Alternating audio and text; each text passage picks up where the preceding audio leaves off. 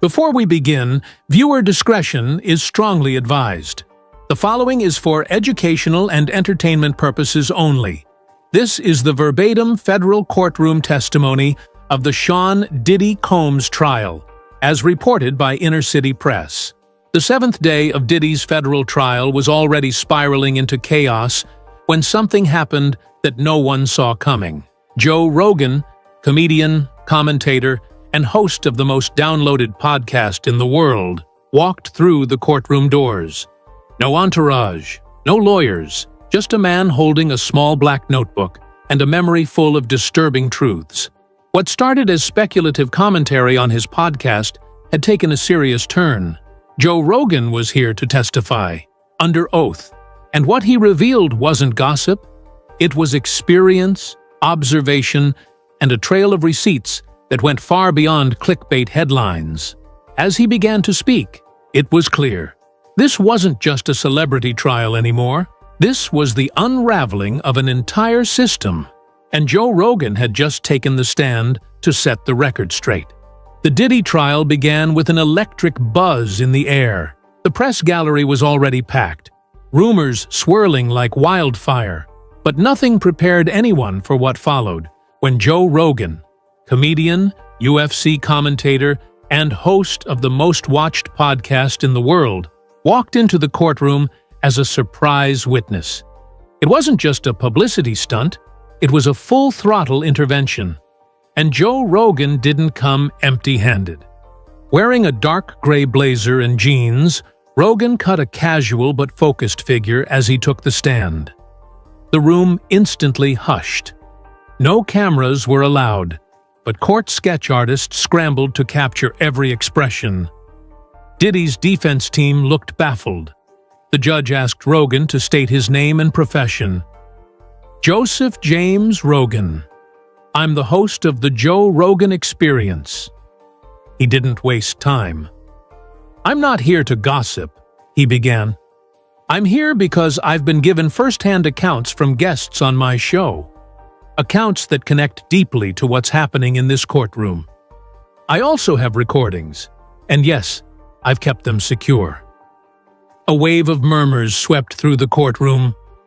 Rogan was now being treated like a whistleblower. He spoke about interviews he had conducted over the years with ex-bodyguards, former label executives, and industry insiders. A lot of them were too scared to speak off the record, so they came to me. Not as a judge, but as someone who wouldn't cut the tape when the truth got uncomfortable. Then Rogan dropped the first bombshell.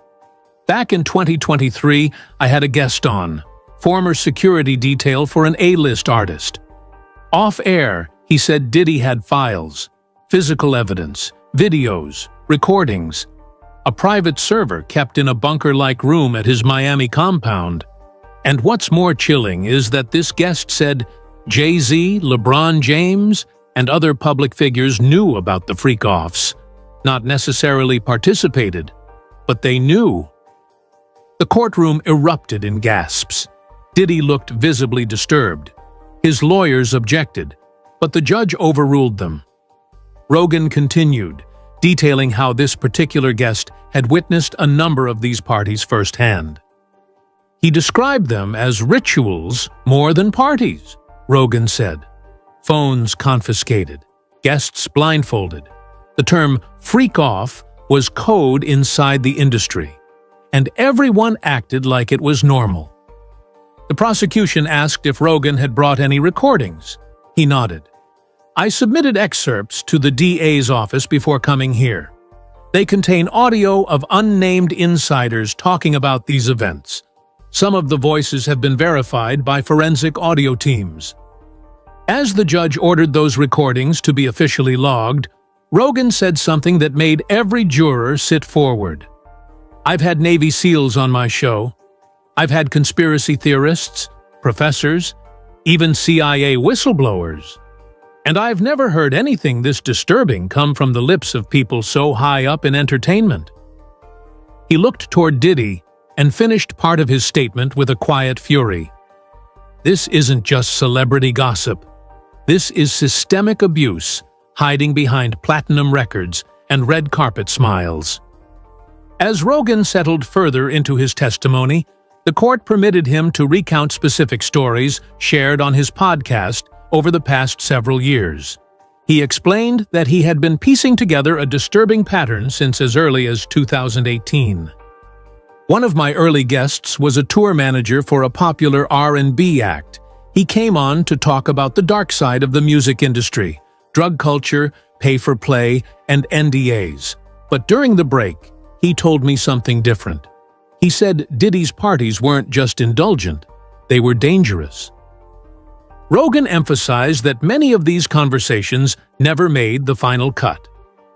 People were scared. One guest asked me to blur his voice, distort his name, and even record his segment in a remote cabin. He then mentioned a producer who had been invited to a Diddy-hosted event in 2015. He told me what he saw there left him shaking. Cameras hidden in smoke detectors, people slipping things into drinks, A-list celebrities pretending not to notice. Joe read from notes taken during that off-air interview.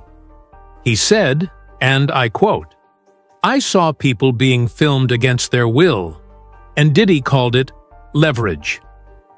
The judge asked if these claims were verified. Rogan clarified, "Many were anecdotal, but too many lined up to ignore. These weren't rumors passed in hallways. These were detailed accounts, timelines, locations, multiple people describing the same set of behaviors." He explained how he kept a private archive of these unaired stories, protected by NDAs he crafted with legal advisors. "I didn't want to be sued into oblivion, but I also didn't want this stuff buried." Then he referenced the Jane Doe lawsuits. "I started connecting dots when names and behaviors in those lawsuits matched what my guests had been whispering for years." At one point, he revealed that a prominent music video director came to him in 2022, sobbing.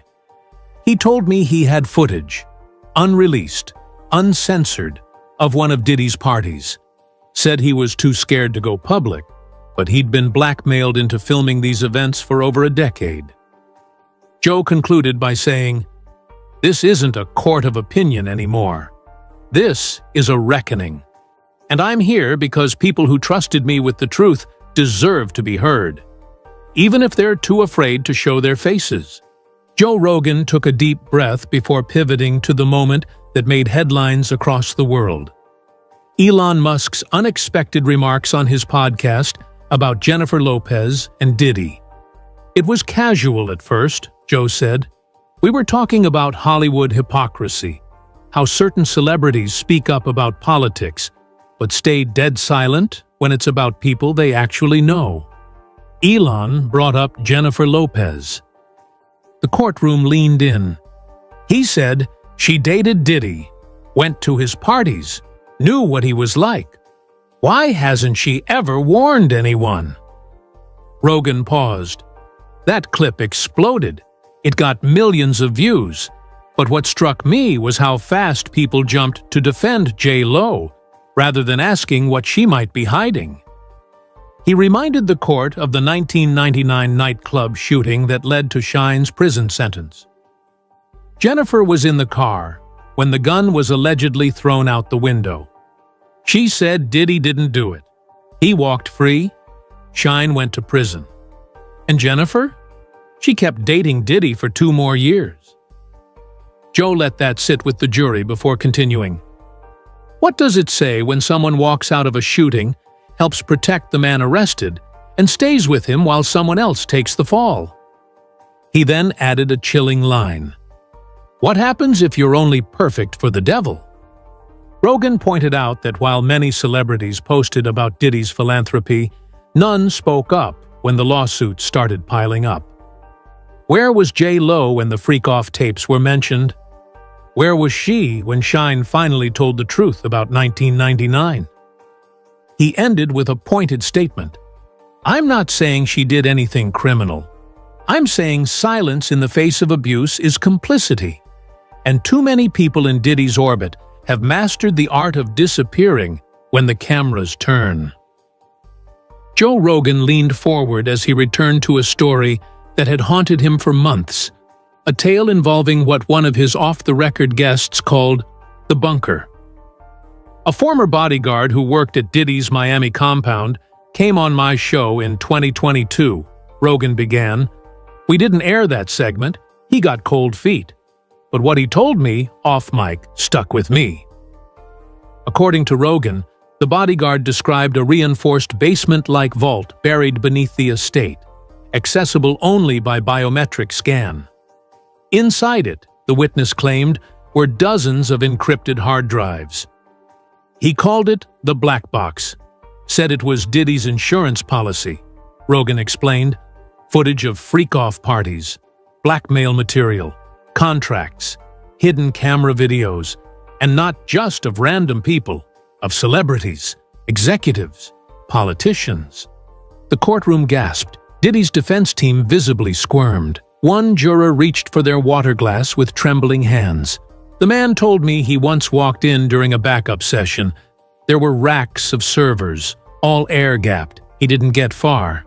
A guy with a gun told him to leave the room immediately. "That's Diddy's church," the guard said. Joe paused. That phrase stuck with me. Diddy's church. Because whatever was in that room, it was sacred to someone. Sacred because it held leverage. The judge allowed the prosecution to enter Rogan's affidavit containing this account into evidence, clarifying that although the physical existence of the vault hadn't been independently verified, corroboration from multiple podcast guests made it relevant to establishing a behavioral pattern. Rogan explained that two other guests, both stylists who had worked with bad boy artists, independently described a downstairs room where security cameras were facing inward. One even said she was asked to sign an NDA in that very room, after noticing what looked like a disguised peephole embedded in the mirror. That's what's chilling, Rogan said. People described these spaces, these rituals, in the exact same way, years apart, from different walks of life. Then he revealed something the courtroom hadn't heard before.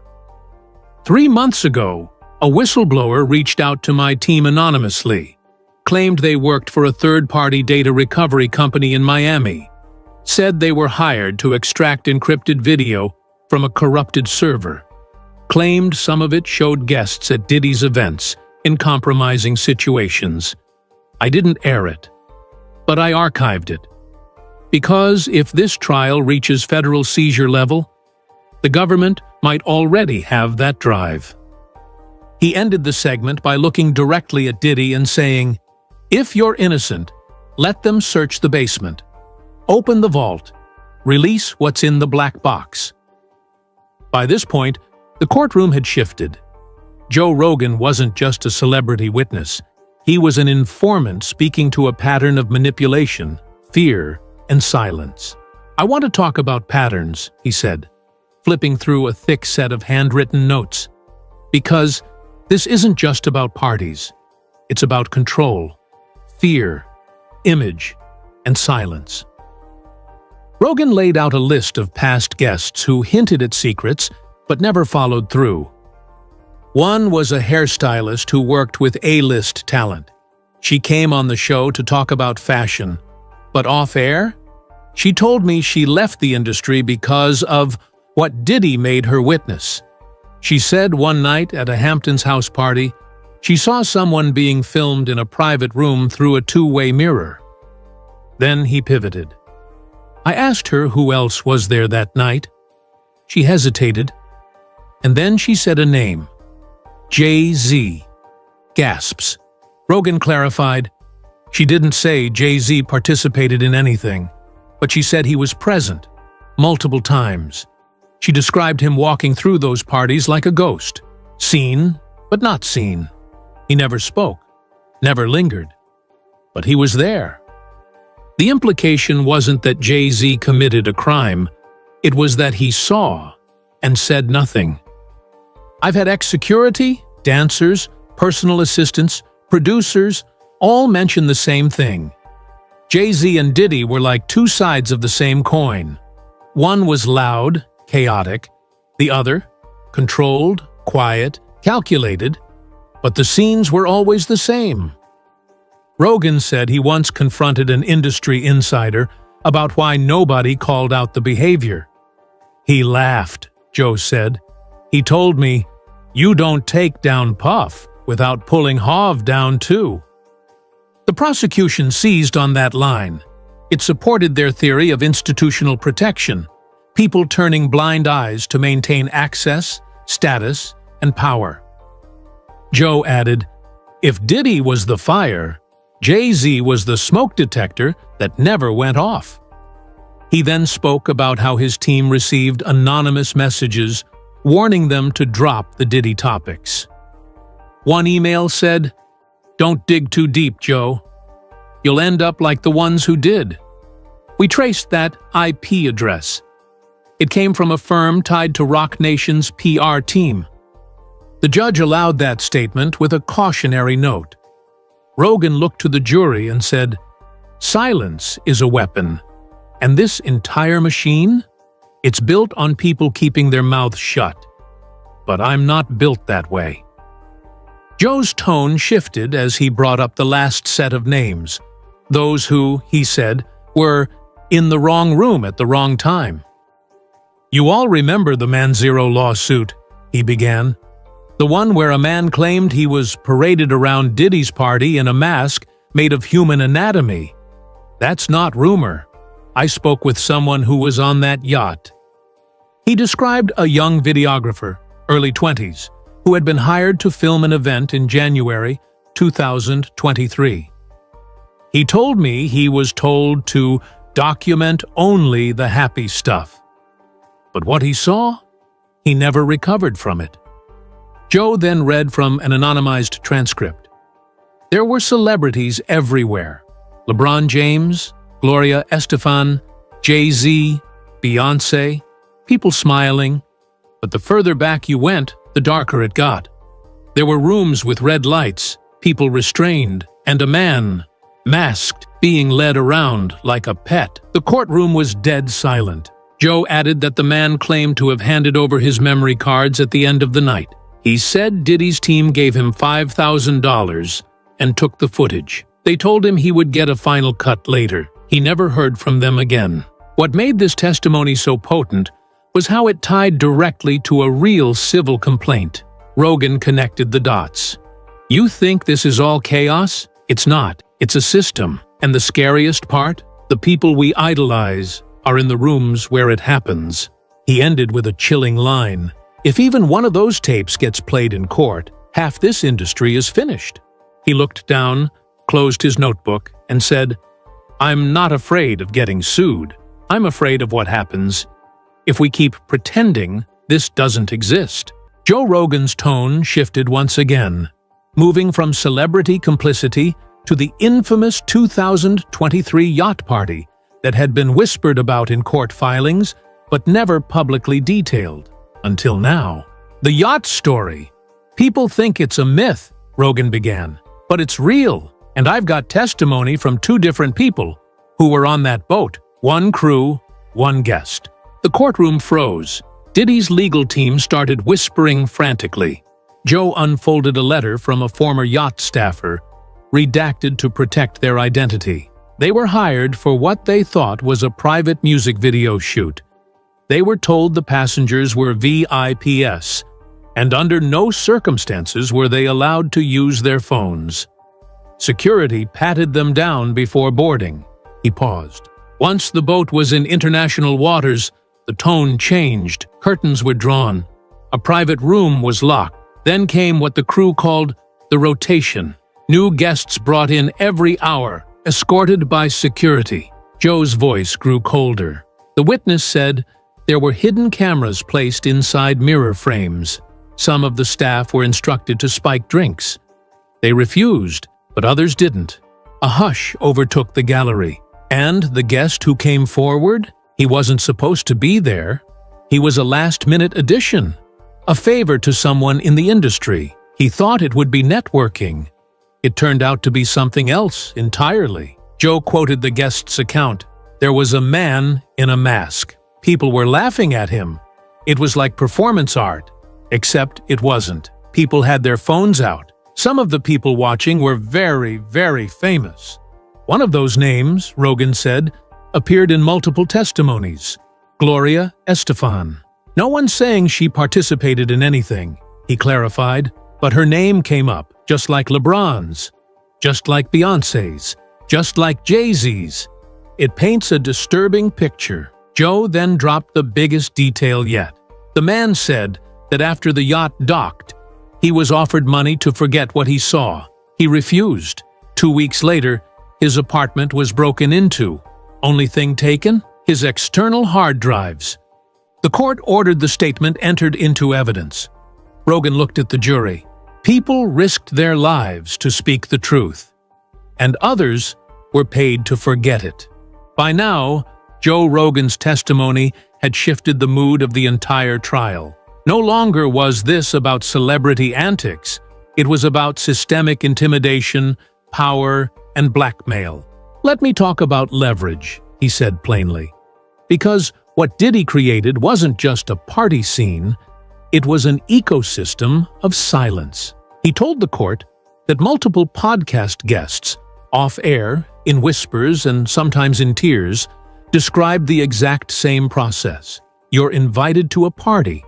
You're told to sign an NDA. You're filmed without knowing.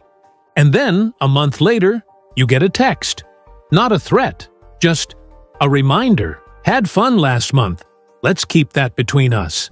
Joe called it a web of invisible handcuffs.